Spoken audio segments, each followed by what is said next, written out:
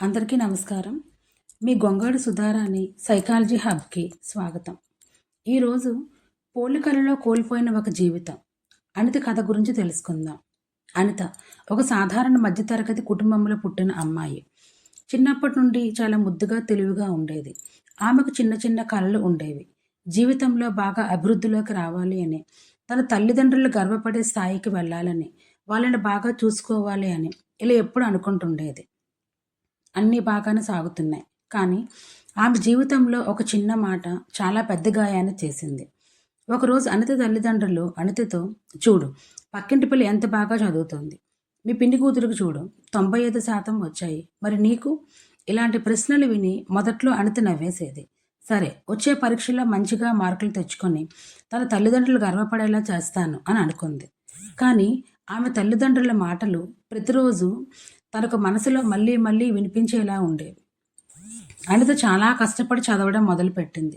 నిద్ర మానేసి చదివింది. స్నేహితులతో మాట్లాడడం కూడా తగ్గించింది. కానీ ఎప్పుడూ ఎవరో ఒకరు తనకంటే ముందుగానే ఉండేవారు.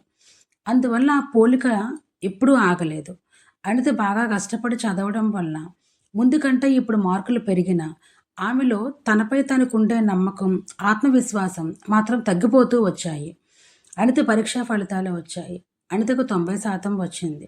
తన క్లాసులో మొత్తం 30 మందిలో 10 మందికి మాత్రమే 90% దాటి మార్క్స్ వచ్చాయి. అందులో అనిత కూడా ఉంది. కానీ ఇంట్లో ఒకే మాట, అదేంటి నీ స్నేహితురాలకి 96% వచ్చింది అని. ఆ క్షణం అనిత హృదయం ఒక్కసారిగా విరిగిపోయింది. ఆమె మొదటిసారి అనుకుంది, నేను ఎంత చేసినా సరిపోదా అని. నిశ్శబ్దం మొదలైంది. ఆ రోజు నుండి అనిత పూర్తిగా మారిపోయింది. ముందు నవ్వే అమ్మాయి ఇప్పుడు నవ్వడం మర్చిపోయింది. స్నేహితులతో ఆడుకోవడం, మాట్లాడడం పూర్తిగా మానేసింది.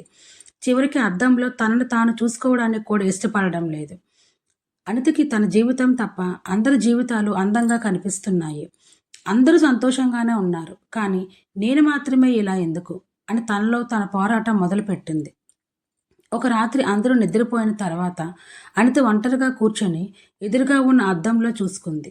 కానీ అక్కడ కనిపించింది ఆమె కాదు, పోలికలతో విరిగిపోయిన ఒక మనసు. ఆమె కన్నీళ్లు ఆగలేదు. ఎందుకు నేను ఎప్పుడూ ఎవరో అవ్వాలి, నేను నేనుగా ఎందుకు ఉండకూడదు అని. అనిత ఆలోచనల్లో తనలో మార్పు ఎక్కడ మొదలైందో గ్రహించింది. ఆ రాత్రే అనిత తీసుకున్న ఒక చిన్న నిర్ణయం తనలో పెద్ద మార్పుకు కారణం అయింది. ఇప్పటి నుంచి నేను ఎవరితోనూ పోల్చుకోను.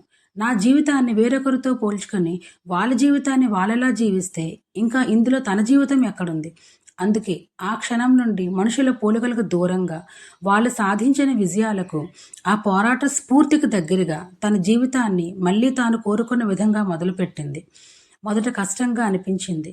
పాత ఆలోచనలు మళ్ళీ మళ్ళీ వచ్చాయి. కానీ నెమ్మదిగా తనను తాను మార్చుకుంది. అలా కొన్ని రోజుల తర్వాత అనిత మళ్ళీ నవ్వడం మొదలుపెట్టింది. సాధించిన చిన్న చిన్న విజయాలను ఆనందంగా స్నేహితులతో పంచుకోవడం మొదలుపెట్టింది.